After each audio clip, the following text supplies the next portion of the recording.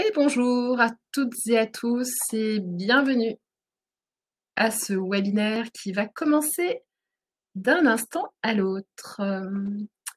Alors bienvenue et comme vous en avez l'habitude, installez-vous confortablement puisque nous allons être ensemble environ 45 minutes pour ce webinaire consacré aux référents Covid.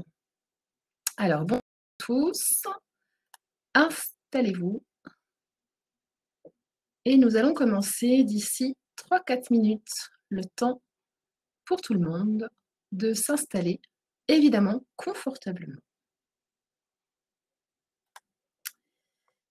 Alors, bonjour aux personnes qui nous rejoignent. Et installez-vous encore quelques minutes, le temps pour tout le monde de s'installer pour suivre ce webinaire qui sera aujourd'hui consacré aux référents Covid.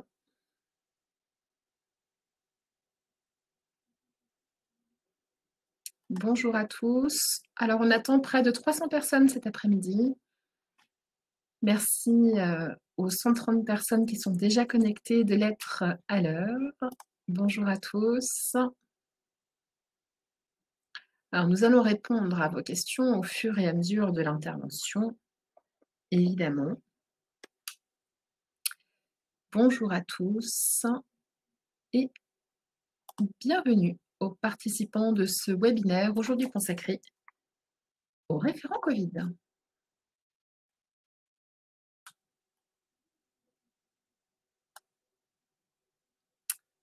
Bienvenue à tous et bonjour. Et je repère ici ou là quelques personnes habituées aux webinaires organisés par les services de santé au travail du Grand Est par GEST ou bien organisés par AST 67, l'un ou l'autre.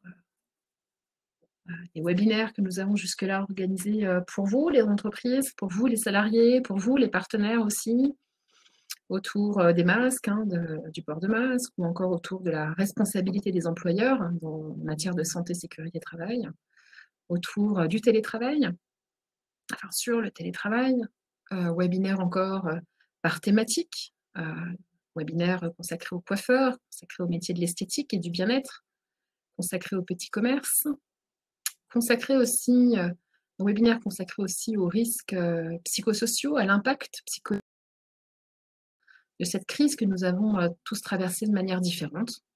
Tous ces webinaires, évidemment, vous les retrouvez sur les sites internet d'AST 67, de la GESTRA, du SPST, du STSA, bref, de tous ces acronymes qui représentent les services de santé au travail, notamment du Grand Est.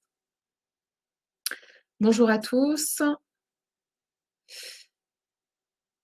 Alors, nous allons patienter encore un peu.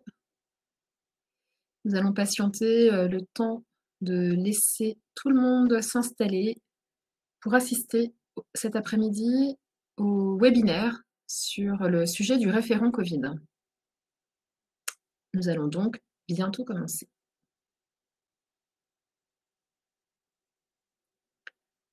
Bonjour à tous. Alors, d'ici la fin de ce webinaire, nous allons lancer quelques questions dans l'onglet sondage à côté de l'onglet questions. Je vous remercie d'avance d'y répondre dès lors que les sondages, les questions seront publiées. Ces sondages sont des questions liées à la satisfaction autour de ce webinaire. Et puis, n'hésitez pas à nous poser vos questions, comme certains d'entre vous le font déjà. Nous allons patienter encore 1 ou 2 minutes, le temps pour tout le monde d'arriver. Merci à tous ceux qui sont déjà là et bienvenue. Installez-vous confortablement, peut-être avec un café ou un thé ou une tisane pour ce début d'après-midi, sous un ciel mitigé à Strasbourg, en espérant qu'il fasse meilleur chez vous. Nous allons commencer d'un instant à l'autre ce webinaire sur le référent Covid, sur son champ de compétences, sur ses responsabilités. Nous allons tout vous dire. Bonjour à tous et bienvenue. Vous êtes au bon endroit si vous vous posez des questions sur ce nouveau truc qui est arrivé avec la crise, entre autres, sur le référent Covid. Nous allons tout vous dire sur ce sujet-là. Bonjour à tous, nous n'avons pas encore commencé, hein. Rassurez-vous pour les personnes qui arrivent.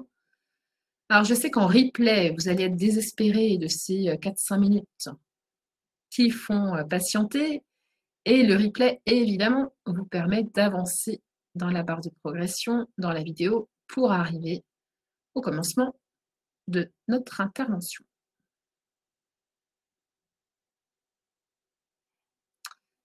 Alors, bonjour et bienvenue à tous.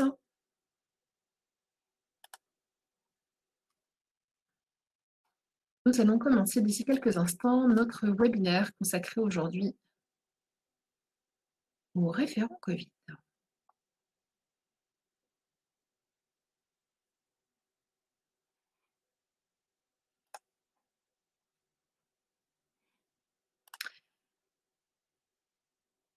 Écoutez, je pense que nous pouvons d'ores et déjà commencer. Merci à toutes et à tous et bonjour. Ce webinaire cet après-midi vous est proposé par GEST, l'association qui réunit une vingtaine de services de santé au travail du Grand Est. Nous attendons aujourd'hui près de 300 personnes à ce webinaire qui est donc consacré au référent Covid. Parmi vous, des entreprises adhérentes à l'un ou l'autre des services de santé au travail de la région, d'autres non, des partenaires, des institutionnels, d'autres services de santé au travail. Pas d'inquiétude, puisque les informations que nous allons vous donner ne font évidemment pas cette différence. Ce qui nous réunit aujourd'hui, ce sont les questions que vous vous posez sur le sujet du référent Covid et les réponses que nous allons vous apporter. Le référent Covid est apparu avec cette crise que nous traversons tous. Alors, pourquoi le mettre en place? Que fait-il précisément? Qui est-il? Quel est son profil type? Comment le déployer en entreprise? Quelles sont ses responsabilités? Nous allons répondre à toutes ces questions de manière très précise et très pragmatique. Je me présente, je suis Gaëlle Faure, responsable communication à Alsace Santé au Travail à Strasbourg. Cet après-midi, ce webinaire sera animé par Delphine Sabatier, intervenante en prévention des risques professionnels à AST 67. Pour ce qui est des questions, je vous propose de les envoyer par l'outil qui se trouve sur votre droite. Magali Beller, notre ingénieure, j'y arriverai jamais, hygiène, santé, environnement, est prête à répondre à vos questions. Et en fin d'intervention, je poserai quelques-unes de vos questions à Delphine Sabatier pour qu'elle puisse vous répondre à tous. Ce webinaire durera environ 45 minutes et le replay ainsi que le support de présentation seront disponibles sur les sites internet des services de santé dont vous aurez les liens à la fin de cette présentation. Eh bien, Delphine Sabatier, dites-nous, pourquoi mettre en place un référent Covid? Bonjour. Alors, avant de vous dire pourquoi mettre en place un référent Covid, moi, je vous propose déjà de définir un petit peu qu'est-ce que c'est qu'un référent Covid. Donc, un référent Covid, en fait, ça va être un acteur qui pourra être soit interne, soit externe à l'entreprise et qui participe à la définition et à la mise en place des mesures de prévention contre le Covid-19. Donc, en fait, il va animer ces mesures et il va assurer un rôle de relais d'information, principalement au niveau de la direction et des salariés. Donc, pourquoi désigner le référent Covid? Donc, comme tu le disais, Gaëlle, le référent Covid, c'est apparu avec la crise que nous avons traversée et que nous traversons encore. Donc, à ce jour, en fait, d'un référent Covid.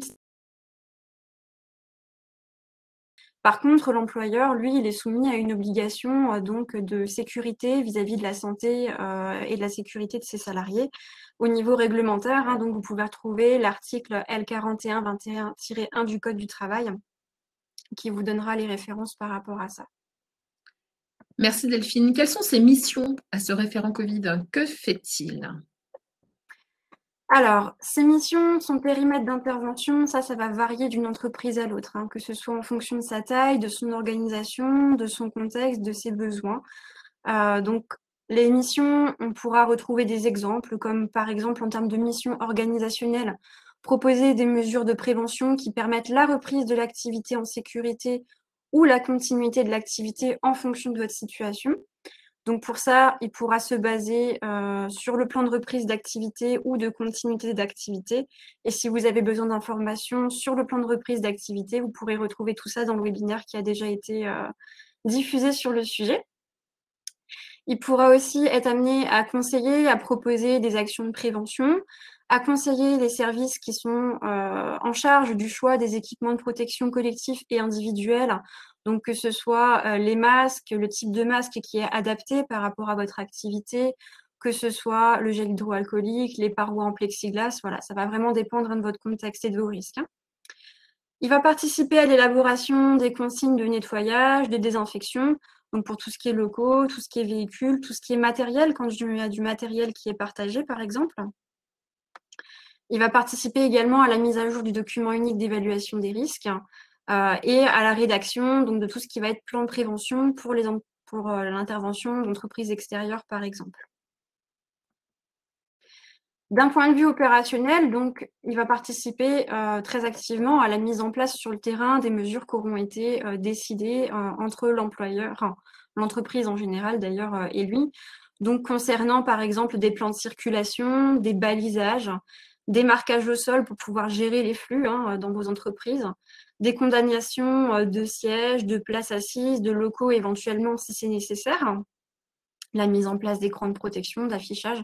Toutes ces mesures finalement qui vont aider et les salariés et les autres intervenants, que ce soit vos clients, vos fournisseurs ou vos entreprises extérieures, à pouvoir circuler et travailler dans vos locaux en sécurité. Donc, il va pouvoir également veiller à tout ce qui est approvisionnement en termes de consommables comme les savons, les essuie-mains, le gel hydroalcoolique ou d'équipements de protection individuelle spécifiques donc à la prévention du Covid. Et enfin, un dernier type de mission, et pas des moindres le concernant, c'est des missions en termes de communication et d'information. Donc, il va avoir pour rôle d'expliquer les gestes barrières, la distanciation physique, le port des équipements de protection individuelle à ses collègues.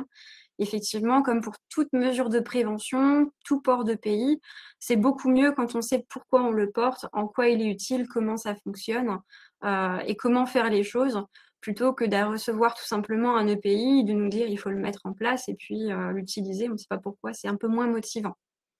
Donc en ce point-là, il va vraiment avoir un rôle de pédagogue par rapport à ça, dans la transmission, l'explication des consignes. Comprendre pour pouvoir les respecter. Donc je fais une petite aparté par rapport aux consignes, j'y reviendrai tout à l'heure, mais les consignes évidemment, il faut clairement définies et clairement formalisées. Il va également avoir un rôle de communication dans l'accueil de ses collègues. Donc, accueil de ses collègues à la reprise du travail, par exemple. Donc, que ce soit après, par exemple, un congé pour garde d'enfants, que ce soit après une maladie, que ce soit le Covid ou autre chose. Et donc, il va avoir en charge d'informer au préalable ses collègues et puis également lors du retour en entreprise. Puisque finalement, avec le contexte qui est très évolutif qu'on a aujourd'hui, d'une semaine sur l'autre, peut-être que les mesures de prévention dans vos entreprises vont évoluer, ce qui pourra nécessiter d'informer des personnes qui auront pu manquer des informations pour un retour en sécurité. Donc en cela, il informe et il sensibilise les collègues par rapport à ces nouvelles règles mises en place. Et évidemment, il est également à l'écoute de ces derniers, il tient compte de leurs suggestions. En fin de compte, il n'a pas un rôle uniquement de communication descendante concernant les mesures de prévention, mais il a également un rôle de communication ascendant. Donc ça veut dire que tout simplement, s'il y a des difficultés sur le terrain qui sont relayées par rapport à l'approvisionnement, il va pouvoir faire le relais pour pouvoir adapter tout ça. De manière générale, donc le référent Covid, il est en veille permanente sur le sujet. Il fait vivre au quotidien la réorganisation du travail auprès de ses collègues et il remonte les informations dans l'encadrement et auprès de l'employeur si nécessaire. Et il adapte les recommandations et les obligations sanitaires nationales à la réalité et aux contraintes propres de l'entreprise.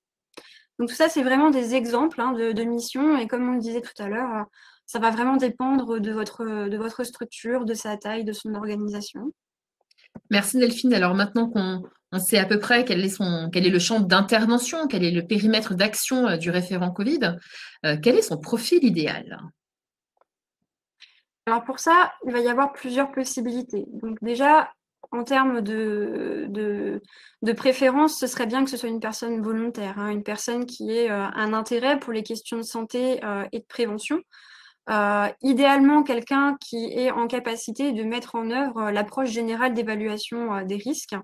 Donc pas forcément de savoir réaliser le document unique, mais en tout cas de savoir évaluer les risques, les situations pouvant présenter des risques en entreprise. Il faudra qu'ils puissent connaître et maîtriser les gestes barrières, les mesures de prévention. Ce sera vraiment la base. Et puis, comme je vous disais, il y a des spécificités organisationnelles en fonction de votre entreprise. Peut-être que vous allez nommer un ou peut-être que vous allez nommer plusieurs référents Covid en fonction que vous travaillez en multisite ou dans des structures de taille plus importante. En termes de compétences, idéalement, ce serait bien que le référent Covid puisse avoir une capacité à mobiliser les différents acteurs et à animer des groupes de travail, à solliciter les avis, puisqu'on l'a vu, son rôle en termes de communication est vraiment primordial, que ce soit descendante ou ascendante. Et pour pouvoir faciliter ces missions, l'idéal, c'est qu'il puisse connaître et savoir utiliser les ressources internes et externes disponibles. Donc il va être important aussi qu'il ait une bonne connaissance du terrain pour pouvoir, comme je vous le disais tout à l'heure, adapter vraiment les préconisations nationales aux spécificités de l'entreprise. Il va avoir besoin de légitimité, ce référent Covid. Donc, auprès de ses collègues, on a vu tout à l'heure qu'il y avait nécessité d'être en capacité d'expliquer les consignes, les gestes barrières aux collègues. Idéalement, sa position, son poste ou ses compétences dans l'entreprise vont lui permettre d'avoir une certaine légitimité dans cette fonction de fait, dans une fonction finalement de prévention des risques liés au Covid-19, voire de prévention des risques de manière générale. Donc, ça pourra être, par exemple, l'employeur, une personne de l'encadrement, un préventeur ou bien le salarié désigné compétent si il est en place, un sauveteur secouriste du travail, un infirmier, en tout cas quelqu'un qui a vraiment une relation privilégiée avec la prévention des risques, idéalement. Si dans votre structure, vous n'avez pas la possibilité de faire appel à une personne qui répond à ces critères dans le sein de votre effectif, vous avez également la possibilité de recourir à une ressource externe. Donc, ça pourrait être, par exemple, un IPRP enregistré sur le site de la Directe ou bien un consultant externe spécialisé. Aujourd'hui, il y a beaucoup d'entreprises qui proposent des prestations en santé, sécurité au travail, des prestations d'accompagnement. Et donc, il y en a un certain nombre qui développent également cette possibilité de vous accompagner sur ce rôle de référent Covid. Merci Delphine Sabatier. On continue, évidemment, une fois qu'on a identifié son périmètre d'action, une fois qu'on a identifié son profil, comment est-ce que le chef d'entreprise peut l'accompagner dans sa mise en place pour que ça fonctionne bien? Oui. Alors, la mise en place du référent Covid, c'est un petit peu comme la mise en place d'entreprise. Donc, il va être nécessaire à la fois pour le référent Covid et à la fois pour ses collègues que son périmètre d'action soit défini et formalisé clairement. Ses missions, idéalement mises en avant sur une fiche de poste qui va permettre à tout un chacun de bien savoir qu'est-ce qui relève de ses attributions ou non. Donc, il va vraiment être important de communiquer clairement sur son rôle et ses attributions auprès de l'ensemble du personnel. Tout à l'heure, on a parlé de légitimité. Évidemment, la légitimité du référent Covid, elle s'assoit d'autant plus facilement qu'il est introduit par l'employeur et ou par l'encadrement auprès des équipes, si jamais ce n'est pas l'employeur ou les encadrants qui tiennent ce rôle. En tant qu'employeur, vous allez également devoir lui donner une certaine autorité opérationnelle. Donc, qu'est-ce que j'entends par autorité opérationnelle? Finalement, ça va être la capacité à pouvoir avoir une certaine latitude décisionnelle sur certaines mesures de prévention, par exemple sur la mise en place des balisages ou des marquages pour la gestion des flux. Alors, le référent Covid, évidemment, on a vu tout à l'heure qu'il y avait un certain nombre de missions qui pouvaient lui être confiées, qui vont varier en fonction de votre structure. Qui dit donner des nouvelles missions à une personne, dit lui attribuer un temps dédié pour réaliser ces missions. Et donc peut-être aussi le décharger d'autres activités qu'il réalise en temps normal pour pouvoir mener tout cela efficace.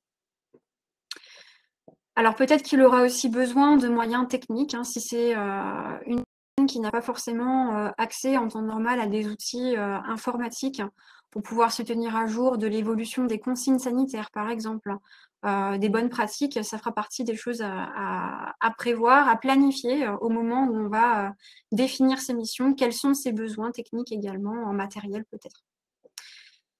Et enfin, un besoin important, c'est le besoin de formation.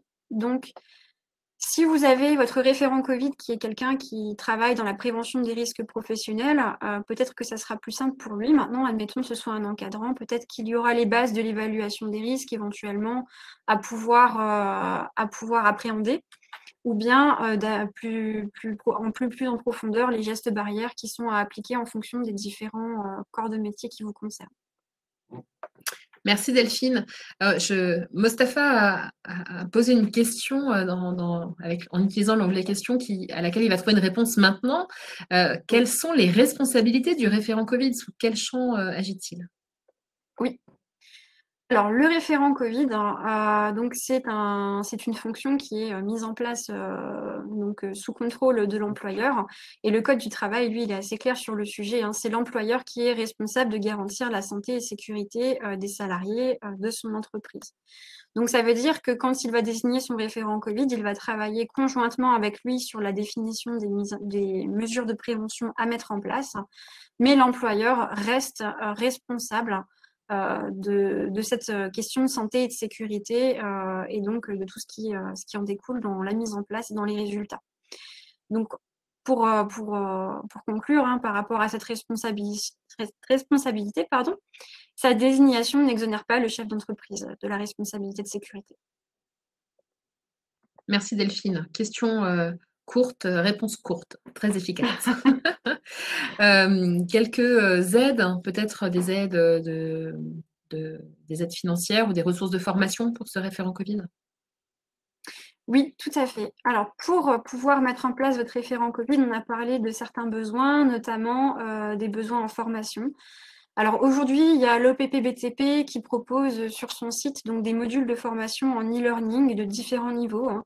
Ça va être vraiment une introduction, par exemple, uniquement aux différents rôles du référent Covid, ou bien des formations un petit peu plus approfondies avec un formateur qui vont permettre d'appréhender les différents outils qui sont à votre disposition pour pouvoir mettre en place ces missions-là, et puis les mesures de prévention qui en découlent, hein.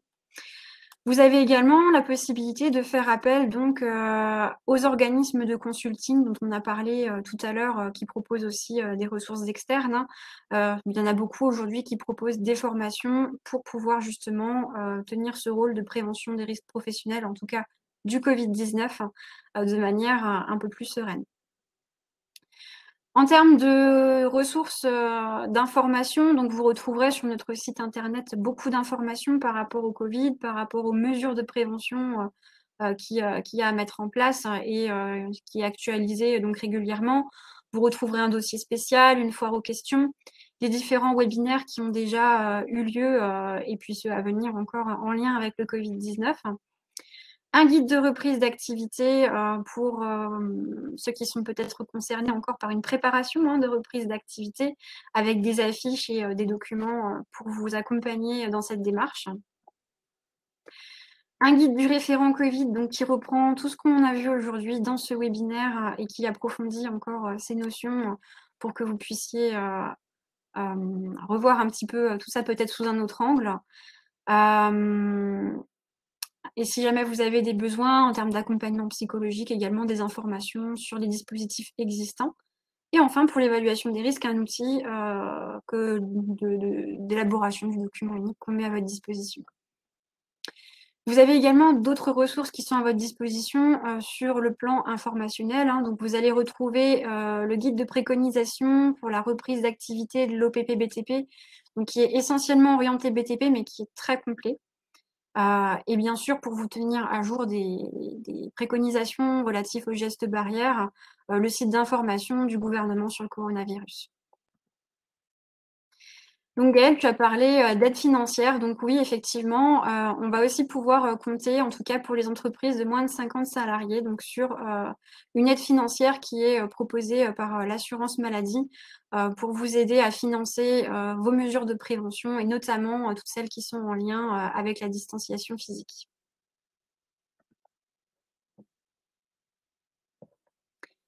Merci Gaëlle, je te laisse reprendre.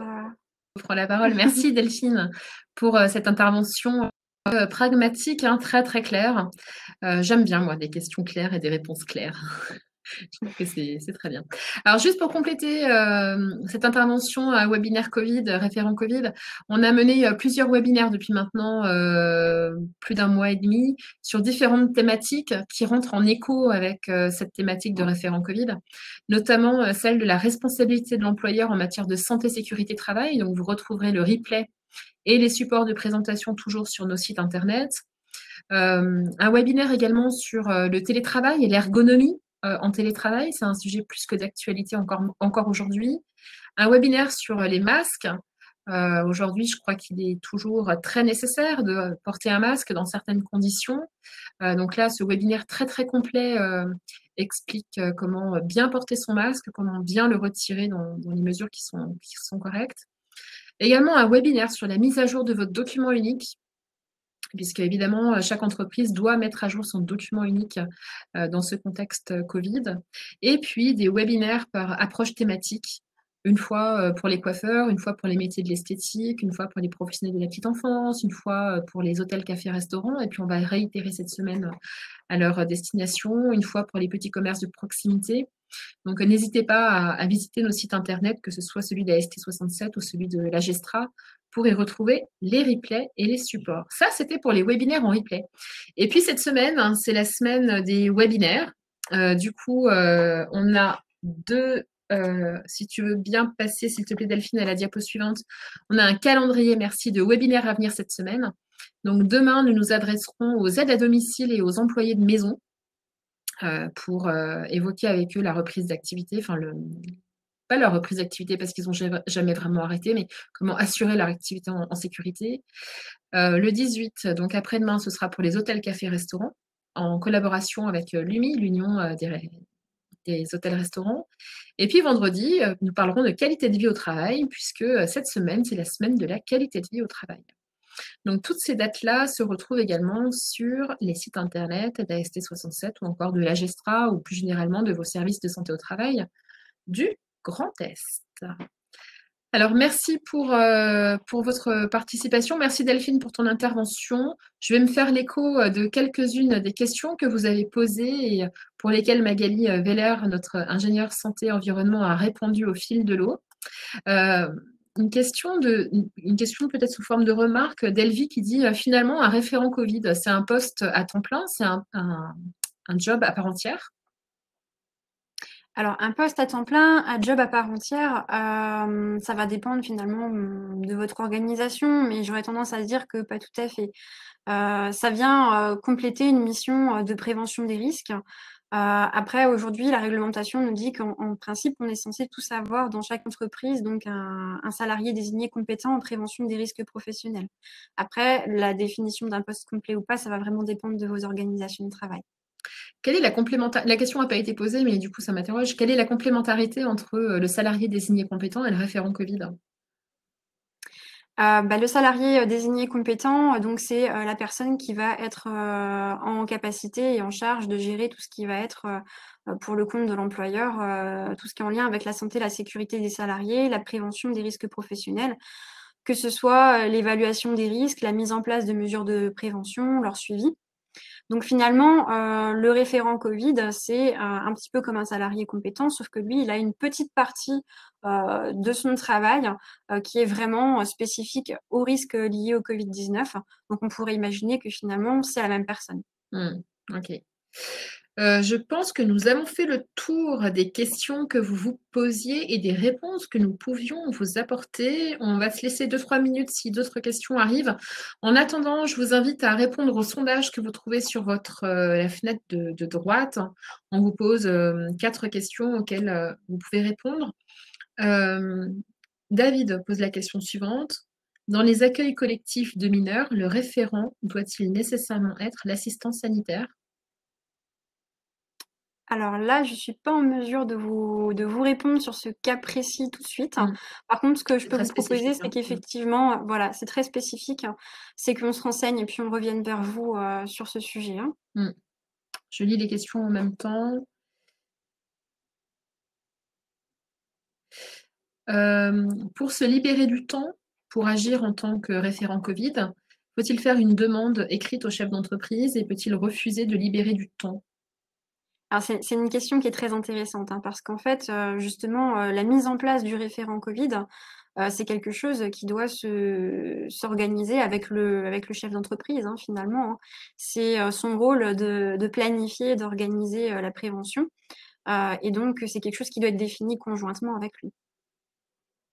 Claire, repose la question des aides financières. Alors, Claire, on a parlé des aides financières, juste avant et vous pourrez retrouver le lien vers amélie.fr dans le PowerPoint que vous retrouverez sur notre site internet, hein, pour répondre à votre question. Réka, pareil, hein, des questions sur les aides financières. Rendez-vous sur l'aide financière de l'assurance maladie, hein. Enfin, Delphine, si tu veux répondre. Oui, tout à fait, c'est l'aide financière de l'assurance maladie, donc qui est un peu plus spécifique, aux investissements que vous avez pu réaliser, en matière de prévention et notamment par rapport à tout ce qui est mise en place de la distanciation physique.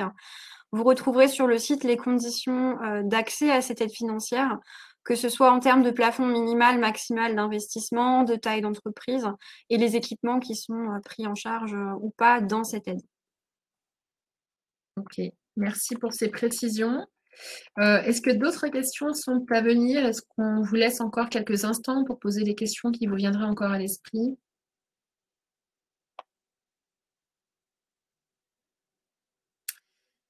Dominique demande: «Quels sont les documents incontournables à mettre en place en cas de contrôle?» Est-ce qu'il y a des documents à attester, du fait qu'on est bien un référent Covid, par exemple?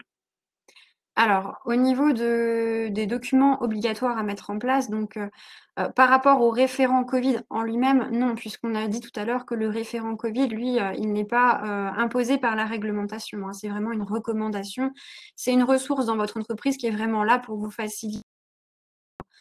faciliter la gestion finalement, donc de toutes les mesures de prévention qui sont liées, au Covid et de toutes les modifications organisationnelles aussi que vous pourriez rencontrer, sur le terrain. Après évidemment d'un point de vue, santé sécurité au travail en général, donc il est bienvenu d'avoir son document unique de présent et à jour, mais là c'est pas en lien direct avec le référent Covid. Merci Delphine. Je pense que nous avons répondu à la plupart des questions. Eh bien, écoutez, je propose qu'on en termine avec ce webinaire sur le référent Covid. Je vous rappelle que le replay et le support de présentation seront disponibles d'ici une demi-heure à peu près sur notre site internet ast67.org, actualité webinaire, et sur le site de la Gestra dans l'après-midi. Je vous remercie tous pour votre présence cet après-midi à ce webinaire. Bon après-midi et prenez soin de vous.